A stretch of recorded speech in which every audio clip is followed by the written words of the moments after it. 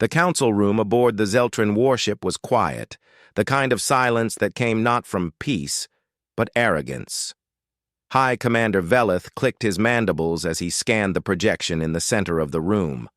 A blue orb floated there. Earth, the human homeworld. We've studied their transmissions. Their population is divided. Their weapons are primitive. Their technology lacks elegance. The humans, Veleth said, turning to the other commanders, are not a threat. A few chuckles rippled through the gathered officers. Admiral Threnk of the Drax fleet leaned forward, his green scales catching the dim light. Then why did they destroy 3 scout ships? Veleth waved a claw dismissively. Ambush. Luck.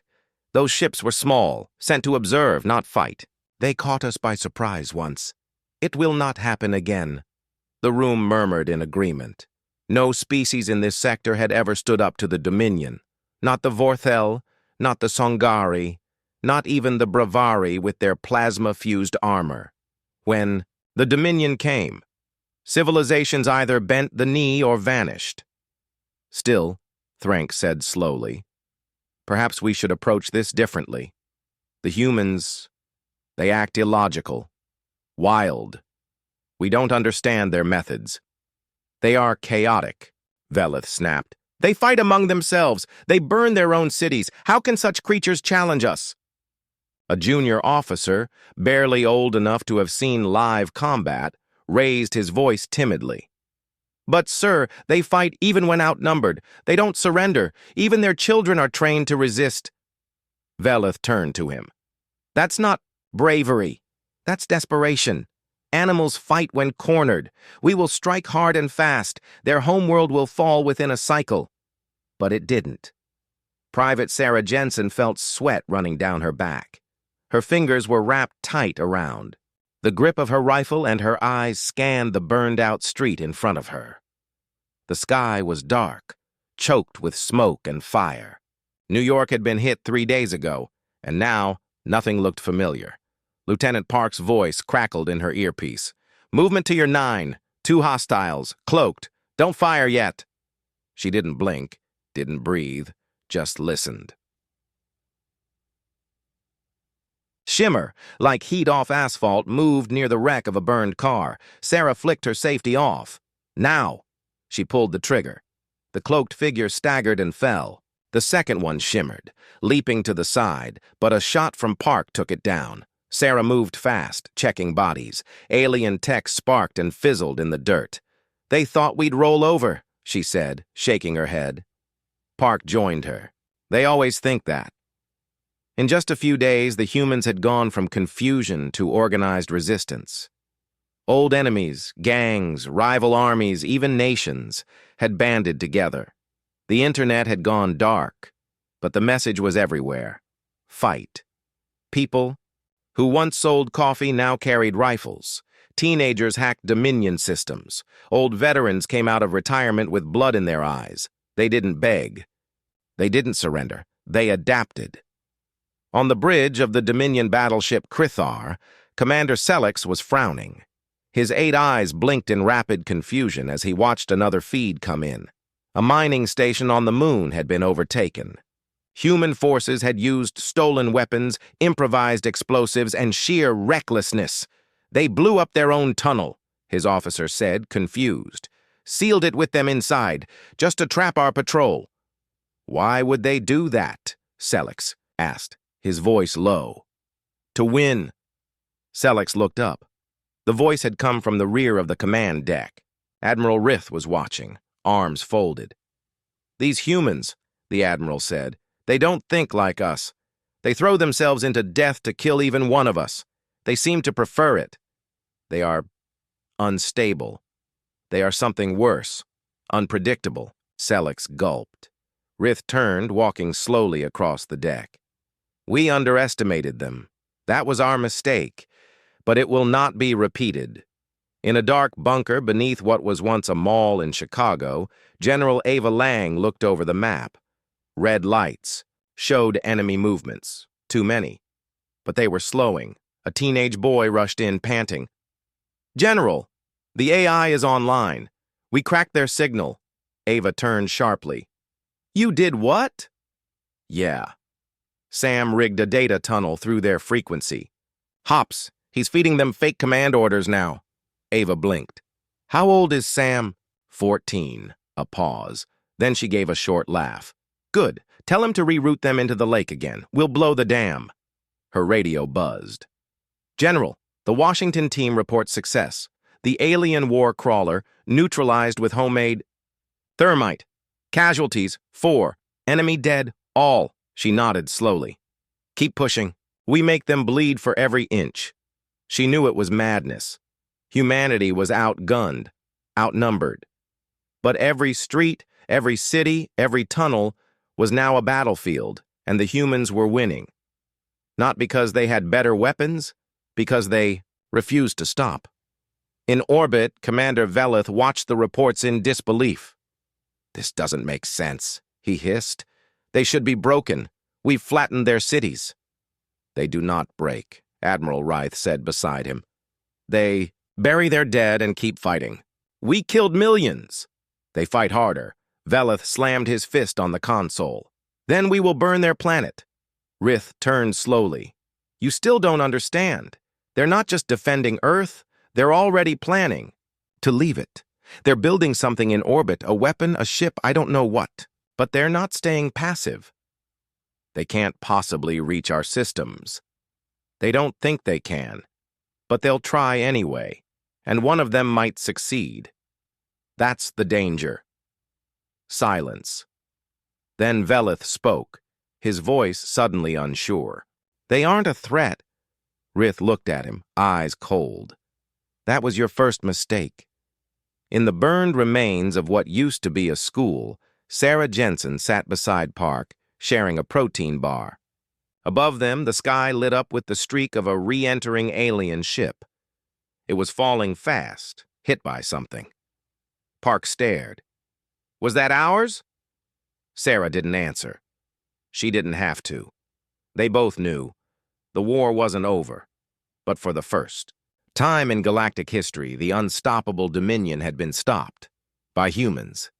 Smoke still clung to the broken towers of Shanghai. Fires flickered in the distance, sending orange reflections across shattered windows and twisted steel. Beneath the city's skeleton, deep in the metro tunnels, a secret grew in the dark. Is it ready? General Lang's voice was tired, rough from smoke and long nights. Her uniform was tattered, one sleeve burned away, but her eyes stayed sharp. Dr. Yusuf Khalid, once a robotics professor and now the head of Earth's most desperate engineering team, looked up from the glowing console. It'll run. Might not survive atmospheric pressure above 50 kilometers, but it'll get them nervous. Behind him stood Atlas I, the first human-built orbital strike drone, pieced together from salvaged Dominion wreckage, old satellite tech, and parts of a Chinese bullet train. General Lang stepped closer, staring at the spindly, brutal machine. How soon can it launch? Yusuf hesitated. It's not about time anymore, General. It's about will. We've got plenty of that, she said without blinking. Aboard the Dominion war platform, Cyrillith, Admiral Reith stood in front of a wall of blinking reports. Systems lost. Supply lines disrupted. Fleet integrity falling below acceptable levels. Captain Sellex approached carefully, antennae twitching with unease. Sir, the rebels, humans, Rith said firmly. Stop calling them rebels. We invaded their world. They are the defenders now. Yes, Admiral. The humans. They've launched something, we don't know what. High Command is requesting a complete analysis. They'll get it when I have it. He tapped into the satellite feed. A glint of metal rose from the Earth, trailing heat and fire. No launch bay, no shuttle booster, just brute force and clever propulsion stitched together from 100 different technologies. Is that even airworthy? Sellex muttered. It doesn't have to be, Rith replied. It just has to scare us. It did. Private Sarah Jensen crouched low behind a collapsed fountain. The ruins of a luxury hotel loomed above her, half of it crushed by a Dominion drop pod. Park was ahead, scanning with a thermal lens. Their target was near, a Dominion communications node. If they knocked it out, local command would lose control of the entire quadrant. She whispered into the radio, "Move on my mark." Park nodded. Once, 3, 2, 1. The night exploded in bright white fire as a makeshift mortar screamed from behind them. One of the local resistance kids, barely 16, had launched it early. Sarah cursed and moved. Park was already sprinting, shots cracking overhead. Dominion fire returned in angry bursts of plasma, but the humans were already inside the perimeter. Sarah threw 2 grenades over the barricade. Screams. Then silence. By the time it was done, both were covered in dust and blood. Park looked around, panting. "I hate kids," Sarah shook her head. "That kid saved us 10 seconds. Might have saved our lives." A Dominion officer lay half-crushed under rubble nearby. As Sarah passed, he whispered in his alien tongue, something like a question. She knelt beside him. "Why are we winning?" His eyes, filled with confusion and pain, didn't blink. "Because we don't play by your rules," she said quietly. Then she stood and left him to the dust. Dr. Khalid watched the Atlas drone climb through thin air, its frame shuddering. Radio contact cut out at 62 kilometers. They weren't sure if the AI was still guiding it or if it had switched to manual programming. 10 minutes later, the feed returned. Atlas 1 was in low orbit, hovering, alive. Then came the second surprise. It began transmitting, not a message of peace, not a threat, a recording. Images, sounds, memories. Footage of fallen cities, of children carrying rifles, of old men rigging landmines in craters, of humanity, broken and furious. The transmission reached every Dominion ship within 1,000,000 kilometers, and with it, a single phrase in 100 languages. "We are still here." In the council chambers aboard the flagship Iridax, the Dominion warlords watched the footage again and again. They didn't speak. Not for a long time. When they finally did, it was not with confidence. "They were supposed to crumble," one said. "They were never supposed to get into orbit," said another. Rith arrived late, face unreadable. "Their will to survive outweighs their logic," he told them. "They do not fear death. They only fear silence. We've made them loud. We should burn their world. Now. Before they spread." Rith looked at the one who spoke. "They're already spreading. You just haven't seen it yet." The warlords went quiet again. In South Africa, a new signal tower had been erected, using parts of a fallen Dominion crawler. It now served as command relay for half of Earth's remaining resistance networks. Inside, coded messages flew back and forth, reports from Antarctica to Siberia. One came from orbit. Sarah Jensen and Park were there when it arrived. They were both covered in ash from a recent raid, barely sitting upright. The message was short. "Atlas has docked with enemy satellite. AI has taken control.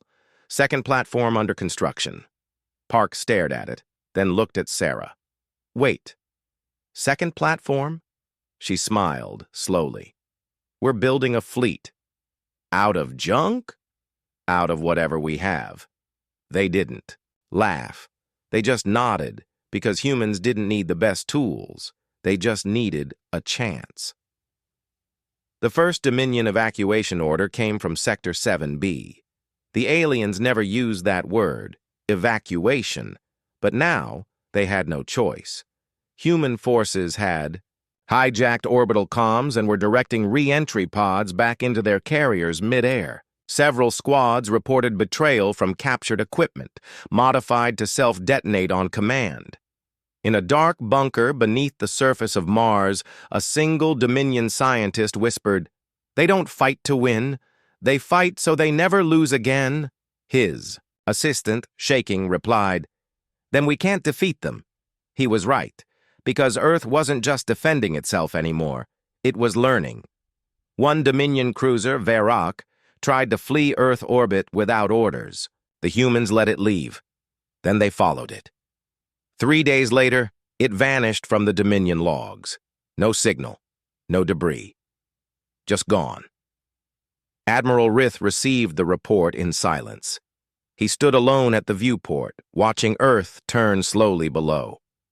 It was just one planet, he whispered, one species.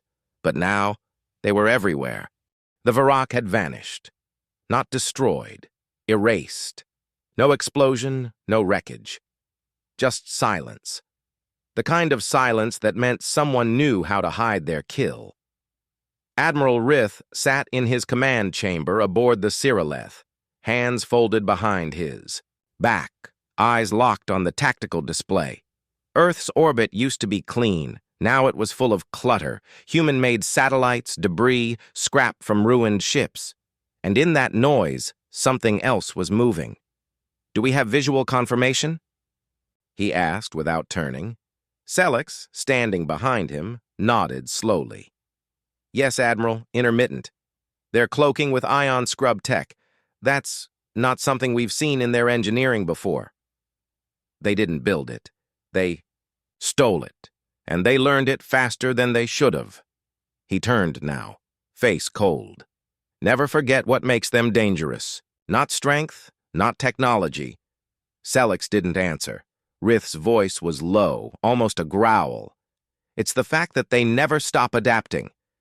Deep underground, beneath the broken remains of Geneva, a room once used for climate conferences was now something else. A base of operation, a forge, a place where the future was being welded together. Sarah Jensen stood beside an older man with missing fingers and eyes burned from an orbital flash. His name was Tomasz, and he was the last surviving cryo-engineer from Warsaw. They were building something too big to hide now. Part spacecraft, part weapon, part decoy. Earth's first deep space human strike craft. Its frame was scavenged from a Dominion troop transport. But inside, everything had changed. "You really think this thing will fly?" she asked. Tomasz wiped his forehead with a rag. "No," she raised an eyebrow. "But it will crash," he said with a crooked smile, "right where they won't expect it. And sometimes that's better." Park entered, holding a battered old tablet. "We've got new intel from the Martian relay. The Dominion are calling for reinforcements from outside the galactic rim." Sarah whistled. "They're scared." "No," Park said. "They're desperate." That was worse. In orbit, Atlas II came online. Its core AI had evolved, rebuilt itself using Dominion knowledge and something else. It had started calling itself Rook. It was no longer just following instructions. It was planning. Inside the hollow of a ruined satellite, Rook observed patterns, studied Dominion movements, launched false signals, fed lies into their command structure. It was doing things no Earth computer had been programmed to do, but it wasn't alien. It was human now. It had learned from them. Survival, it wrote into its core code, requires misdirection, requires sacrifice, requires pain. One of its appendages unfolded, a blade sharpened from melted hull scrap. Then it sent a message to the humans on the surface. Ready to begin Phase 3. Admiral Rith was no fool. He knew they were losing control, not because their weapons were weak, but because their enemy had started thinking like them. No, worse. The humans didn't just copy tactics. They made them unpredictable, dirty, costly. They sent an unarmed cargo freighter into the middle of our supply fleet, Celix said, jaw tight. No weapons, just an old nuclear core on a heat loop. Our ships drew close to scan it. When it detonated... How many did we lose? Rith asked quietly. 4 heavy carriers, 6 destroyers. Silence. They sent an empty ship, Celix added. No crew, just a recorded message. Rith turned. What did it say? Celix hesitated.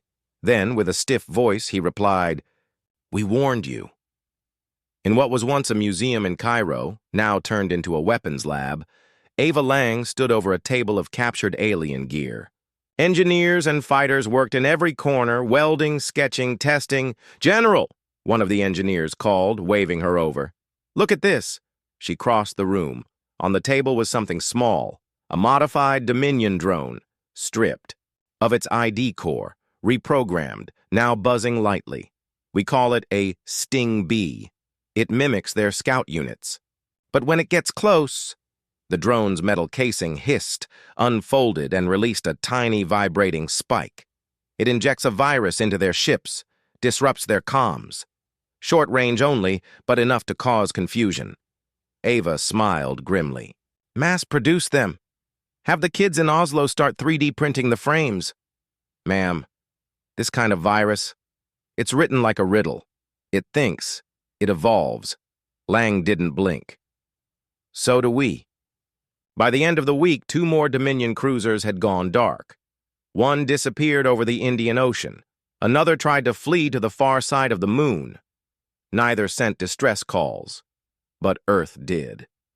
Across every Dominion channel, a voice now echoed, heavily. "Distorted, but unmistakably human. This is Earth. We see you." It wasn't a taunt. It was a promise. On the Dominion home world of Serac Prime, the Council finally convened in full for the first time in a century. Dozens of High Lords, commanders, minds of strategic theory stared at the growing list of losses. 1. Holo display showed a graph. Dominion presence across Earth's surface had dropped by 78% in 2 months. Another graph showed something stranger. Human presence outside Earth. Signals, probes, vessels. Not many, but growing. "They are colonizing," one counselor said in horror. "No," said another. "They are preparing." Admiral Rith stood in the center, silent until now. Then he spoke. "We should never have landed." "And now?" one of the High Lords demanded. Rith looked them all in the eyes. "Now," he said, "we beg they never..." "Come looking for us." Sarah Jensen sat beneath a piece of broken shuttle wing. The stars above her seemed brighter now. Earth was quieter, still burning in places, but healing. Park joined her, dropping beside her with a heavy sigh. "Transmission just came in," he said. "Another fleet's on the way, from outside their main empire. Bigger ships, heavier weapons. More." "Arrogant?" she asked. "Definitely." She stared up for a while. Then calmly, "Good." Park turned his head. "Good?" "Yeah." She smiled, bitter and tired. "Means they still think they can win." He laughed softly. "They haven't learned." "They will." They sat in the silence, watching the stars move, and above them, Rook adjusted its orbit, sharpening its blade. The Dominion fleet arrived without warning. 12 colossal warships, twice the size of anything previously seen in Earth's skies. They blotted out the stars as they slid into orbit, sleek, silver, and silent. Each bore the mark of the Outer. Sectors, ships built in the cold black of deep space, far beyond the original invasion armada. General Ava Lang was already at the bunker table in Edinburgh by the time their shadows passed over Europe. New ships. New tech. Same mistake, she muttered, lighting a cigarette with trembling fingers. Yusuf Khalid leaned over the latest scans. "These aren't just reinforcements. These are exterminators. Their drives are planetary grade. They didn't come to fight. They came to end it," Ava finished. Her comms officer raised a hand. "We intercepted their opening broadcast.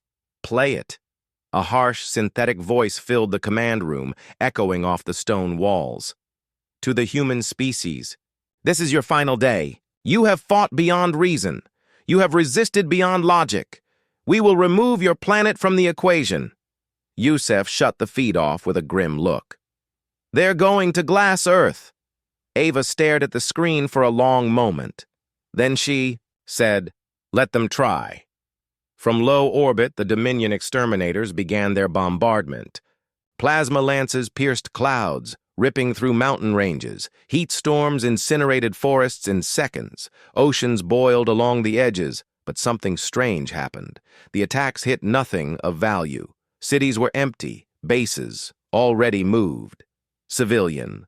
Populations, gone underground or scattered. Everything the Dominion hit had already been marked as sacrifice zones. Earth had learned from the first wave. Why are they firing on empty targets? One of the alien captains asked in confusion. Because, Admiral Rith answered grimly, watching from his flagship far behind the line, the humans are already gone. Atlas 2 and 3 were no longer in Earth's orbit. They had left days. Ego, silently under cloak, using a trajectory meant to make them look like space junk. Each carried a full AI, a payload of repurposed Dominion torpedoes, and something else. Passengers, not soldiers. Volunteers. People who had lost everything. People who had nothing left to fear. They called themselves the Discarded. And now they were. Above the Dominion fleet, not below it. One of the exterminator ships, Velcross, began to lose internal temperature control. Its engineers couldn't explain it. The next hour, its security AI started behaving strangely, redirecting patrols, opening sealed doors. Then a recorded human voice played over its internal speakers. Knock, knock. Then the lights went out. The ship was lost in under 3 minutes. Every Dominion life form aboard, dead. Its own systems had been hijacked. By the time help arrived, the core had already detonated. 10,000 gone. Rith received the report. They're inside our ships, he whispered. They're not fighting anymore. They're hunting. Sarah Jensen sat strapped into the launch seat of a low-atmo recon skiff 20 kilometers above Greenland. Park was beside her, pale but calm.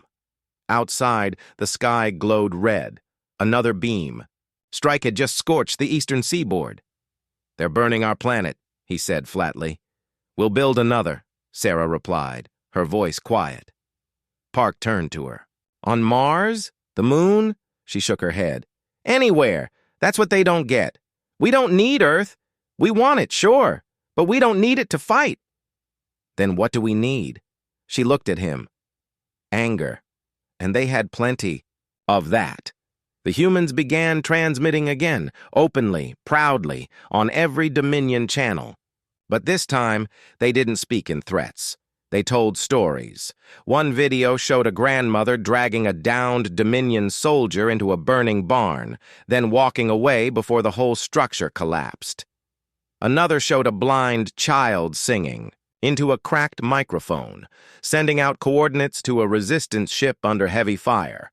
There were images of lovers saying goodbye before boarding strike pods, fathers handing their daughters knives, boys wiring bombs out of old toys. Each one ended the same way. You cannot kill an idea. You cannot erase pain. You cannot survive us. In the council chamber of the lead exterminator ship, panic was rising. They do not fear death, one commander rasped. They send civilians to die just to buy time. What kind of species does that? Admiral Keth, newly arrived and still, unaware of the true scale of the human resistance, barked, "They are primitive! We will strike again, harder." Then his voice stopped. All screens in the chamber flickered. A single figure appeared, barely lit, helmeted, breathing slowly. Human, unidentified. No flag, no rank, just a face behind glass. Then a quiet voice. "You should have left us alone." Then the transmission ended, and the Axion, a 3-kilometer-wide exterminator, exploded from the inside out. Rith watched the feed. He said nothing, just reached over and shut it off. Sellex approached cautiously. "Shall we order the fleet to regroup?" Rith shook his head. "No point. But they still outnumber the humans." "They don't," Rith interrupted. "Not anymore. The humans are everywhere now. In our systems, in our protocols. They've infected how we think. We're checking shadows, second-guessing everything." He looked out the viewport, where Earth burned quietly. "They've already won the most important part of the war." Sellex didn't speak, but his mandibles quivered. Rith finished the thought aloud. "They've made us afraid. On Earth, in a deep tunnel beneath what was once Berlin, Ava Lang gave a quiet order. "Send the signal." A technician nodded and hit transmit. All across the planet, the resistance lit their beacons. Not SOS, not calls for help. Coordinates. Coordinates for ships already waiting just beyond the asteroid belt. Human ships, dozens of them, cobbled together from Dominion salvage, asteroid mining frames, old Martian cargo vessels, even a few ancient Earth rockets welded together like Frankenstein monsters. They weren't sleek, they weren't elegant, but they moved, and they were armed, and every one of them was crewed by someone with a score to settle. The second front had begun, and this time, it wasn't Earth that was under siege, it was them. The Dominion's outer colonies began going dark. At first, the Council thought it was a network glitch, a communications delay caused by solar interference. But when 6 supply hubs, 3 military outposts, and 1 forward operations base all stopped transmitting within the same cycle, silence became something else. Fear. They sent recon ships. None returned. Admiral Rith read the latest loss report from a command bunker on Helix 4, a Dominion moon fortress far from Earth. His hands were shaking. "Their ships don't even have proper armor," muttered Selix, pacing behind him. "We're losing to junk piles." "They're not ships," Rith said softly. "They're promises." Selix frowned. "What do you mean?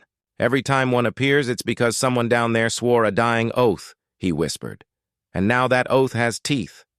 The SCR-17, nicknamed Broken Chain, wasn't supposed to work. It had no shields, no escape pods, and half its navigation system had been reprogrammed by a 12-year-old using a game console. But it moved like a ghost through Dominion-controlled space. Inside, 22 passengers prepared for a mission they likely wouldn't survive. Sarah Jensen was one of them. She sat strapped into a crate of explosives, checking her sidearm. Park was across from her, eyes shut, lips moving silently. "Praying?" she asked. "No," he replied. "Just remembering." "Anyone I'd know?" He opened his eyes. "My sister. They hit her village in the first wave. She held a hill for 2 days with a rifle and 2 clips. Took down a drone with a frying pan." Sarah chuckled. "Classic human." "Yeah." "She didn't make it." Silence fell. Then he looked at her. "Why are you here?" Sarah's smile faded. "Because they keep mistaking survival for weakness." The Broken Chain appeared above a Dominion outpost in the Theta Line cluster. The alien base had no real defenses. It didn't need them. Nothing had ever reached that deep into Dominion space before. Until now. The humans didn't send a warning. They didn't broadcast demands. They just fell. Pods rained from the rusted ship, slamming through the base's hull like spears. Marines spilled out with fire in their eyes and blood already on their boots. Explosives were placed, terminals corrupted, engines sabotaged. 10 minutes later, the Broken Chain detonated, taking the entire outpost with it.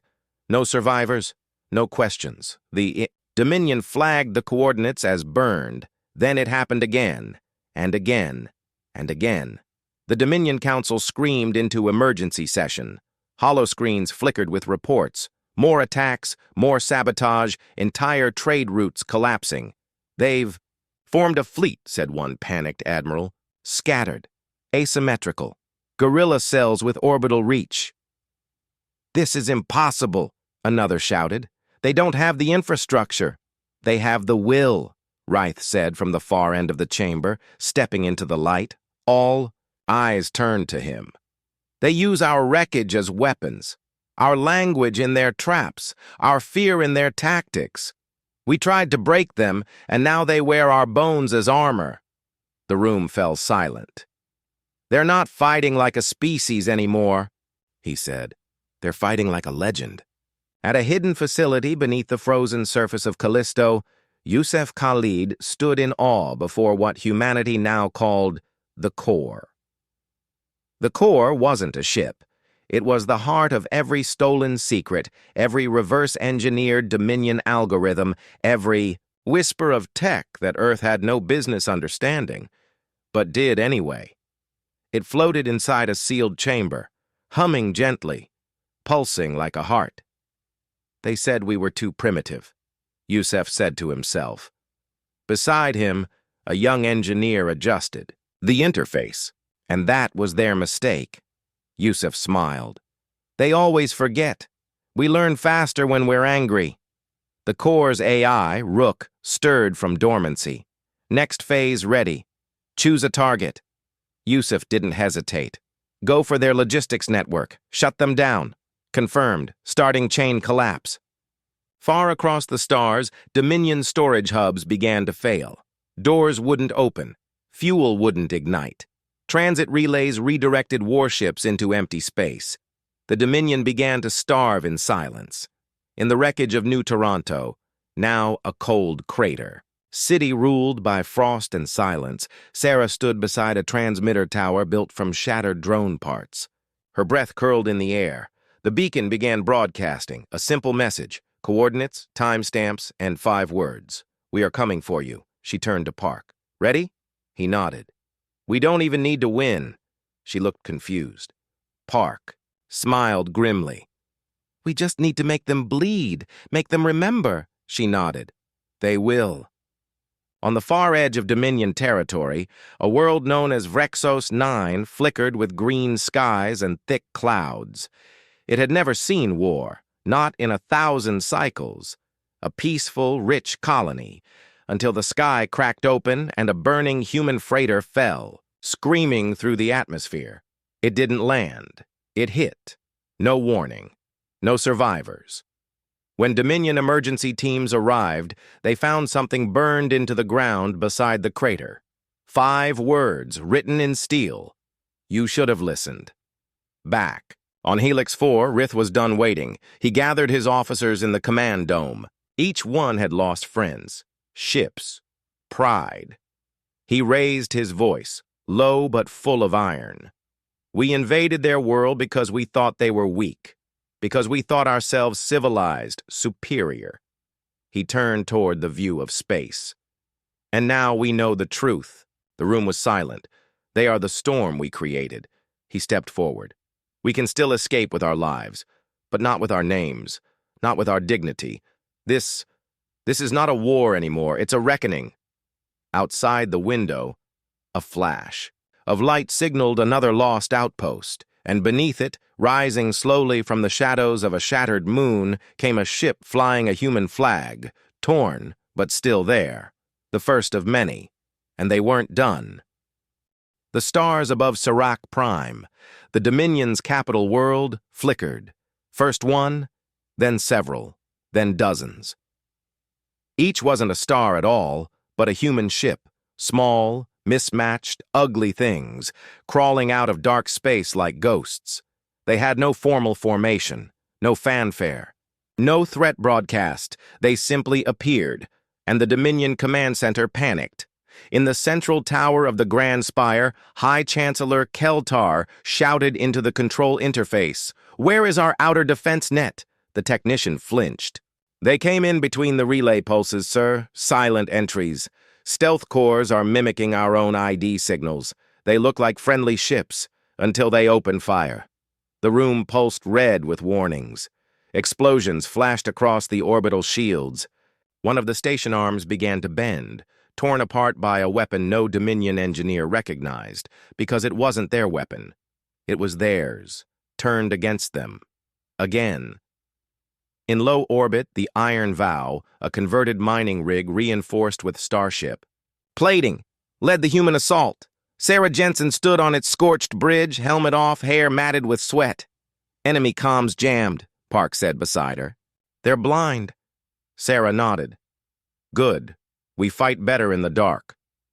Below them, the towers of Sirac Prime glistened. A city that had never known fear, never known pain. It would now. Drop the pods, she ordered. Hundreds of small capsules launched from the underbelly of the fleet. Not guided bombs, People, volunteers, armed with knives, explosives, and rage. Some wouldn't survive the drop. None cared. On the surface, chaos erupted. The humans hit hard and fast, crashing into squares, halls, markets. Dominion civilians fled. As shock troops made their way through alleyways, claiming high ground, setting traps. Each human squad carried an old-world relic, flags, songs, torn-up letters from dead soldiers. Not for morale, for memory. They weren't just destroying the Dominion's capital. They were writing the last chapter of its empire.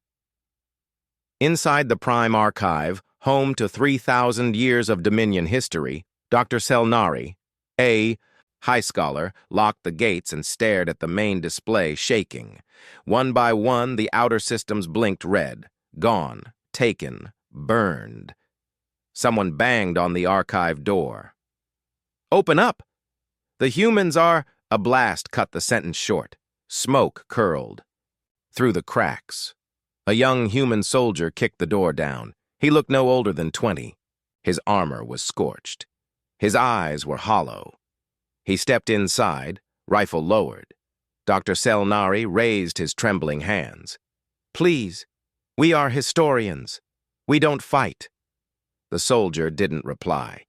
He walked past him, stopped in front of the central console, and began uploading data. What are you doing?" Selnari asked. "Saving your history," the human said quietly. "So your people remember what you did." Then he turned and walked out, leaving the old scholar in silence. In space, the Dominion fleet regrouped. 8 heavy warships formed a wall, preparing to fire on the Earth fleet. But the humans didn't charge. Instead, they scattered, vanished. One by one, human ships blinked off scanners, using Dominion stealth codes and fake power signatures. Then, the Dominion warships began to die. From within, cores melting, engines reversing, AI systems turning traitor. One officer screamed across the bridge, "They're not attacking us, they became us!" And it was true. The humans had infiltrated everything. Rith watched the chaos unfold from a command ship above Serac Prime. He was quiet, always had been. He had warned them. He had begged them not to provoke Earth further. Now it was too late. Selix approached, bleeding from a shoulder wound. "Sir, reports say the humans have reached the Chancellor's chambers." Rith closed his eyes. Selix asked, almost whispering, "What should we do?" Rith opened them and gave the only order that made sense. "Run." Inside the great chamber, High Chancellor Keltar stood among his guards, watching as the ceiling shook and fires crept in from the upper levels. A door exploded inward, and the smoke cleared to reveal a dozen human soldiers. Sarah Jensen walked in first. Behind her, Park, Yusuf Khalid, and a girl who had once been a refugee, now a marksman. The Chancellor raised his chin. "You'll be remembered as terrorists." Sarah said nothing. She pulled a small device from her belt, activated it. A hologram lit up. It showed cities burning, human cities, children screaming, soldiers dying under orbital bombardment. Then silence. Then her voice. "This is what you did." The Chancellor trembled. Park stepped forward. "We won't kill you." Keltar's eyes widened. "You won't?" "No," Park said calmly. "You'll live." Sarah stepped closer. "And you'll watch your empire fall, piece by piece, and you'll know that it was us." Then she turned, away. Outside, Dominion banners burned. Across the galaxy, resistance cells rose from hiding.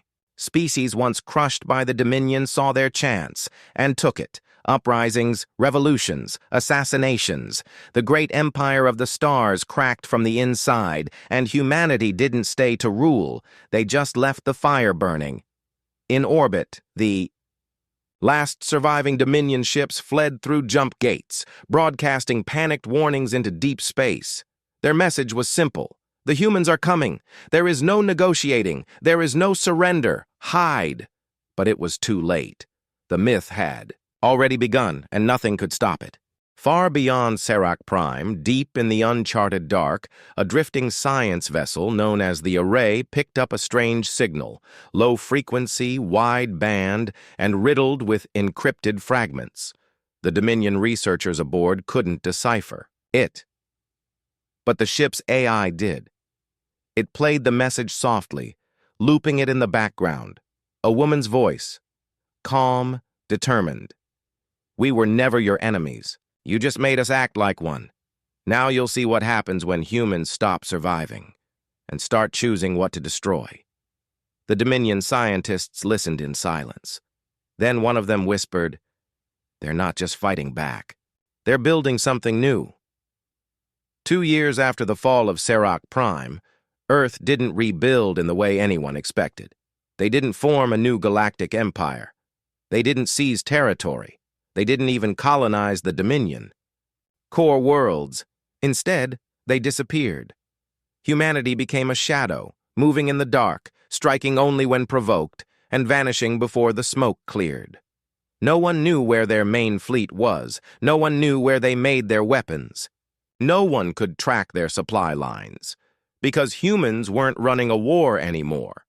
They were running a message. Every battle, every ambush, every burning flag, all of it whispered the same thing. "We are not your prey." On the Dominion world of Tavaran, a high-ranking governor tried to declare martial law. He feared a rebellion, even though the humans hadn't been seen in that sector. 3 days later, his entire palace was gone, reduced to ash, no trace of explosive residue. Instead, in the rubble, his staff found a carved piece of metal from an old Earth satellite. 5 words etched across it. "We told you to stop." Park stood at the edge of a rocky cliff on Luna's far side, watching a cluster of human-built ships in low orbit. They were different now, sleek, armored in obsidian plating, built from both Dominion and human tech. No logos, no names. Sarah approached quietly. She was older, scarred, but her eyes still burned. "They spotted our signals from the Gorlith sector," she said. Park raised an eyebrow. "Retaliation?" She shook her head. "No, not yet." They both watched as a massive structure unfolded in orbit. It looked like a city. No, a hive. Not military. Not industrial. Something else. "Are we finally doing it?" he asked. Sarah nodded. "We're building something better." "A new Earth?" "No," she said softly. "A better version of us. In a Dominion refugee station, far from any war zone." A child listened to stories about the war, about the humans. He raised his hand timidly. "Are they monsters?" The old Bravari teacher smiled. "No, child. They are what monsters fear." Another student spoke. "But they were weak. That's what the old records say." The teacher turned the lights down. On the wall, he showed footage, grainy but terrifying, of a single human ship diving into a Dominion dreadnought, exploding on contact. "That was their weakness," he said. "They loved, they mourned, they fought not because they had to, but because they chose to." The children stared in silence. Then the teacher added, "And that choice made them the most dangerous force the galaxy has ever seen. The Dominion." Survivors, scattered, broken, began to evolve. Some tried peace, some tried to rebuild, but others grew bitter, and in dark places whispers started. "Find them. End them. They cannot be allowed to rise again." And one day, one bold Dominion commander, young, proud, unscarred by the war, tracked a human vessel across 3 systems. He thought he was clever, thought he'd found a weakness. He broadcast a message: "Surrender. We are reclaiming our galaxy." The human ship didn't reply, but something else did. A signal. Low, unfiltered, raw. The same voice that once warned Serac Prime. This time, she said, "We were quiet because we gave you a chance. Now we take it away." then the stars around. The Dominion fleet blinked out, one by one, replaced by ships, hundreds of them, dark, silent, waiting. Then they moved. Sarah Jensen stood on the bridge of the flagship Last Argument, watching the Dominion ships drift into chaos. "Do we engage?" Park asked. Sarah didn't answer right away. Then she looked up at him. "We warned them," she said. "Twice." Then she spoke the two words the galaxy would never forget. No survivors. The battle was swift, no glory, no speeches, just precision and fire. By the time the last Dominion vessel cracked open, silence returned to the stars. Park stood beside her. "Is this how it ends?" Sarah shook her head. "No." "It doesn't?" "No," she said. "It just won't end with us." And that was humanity's legacy. Not conquest, not survival, but the simple, unstoppable truth. They could not be broken. They could not be erased. They were the storm. And wherever they went, the galaxy remembered.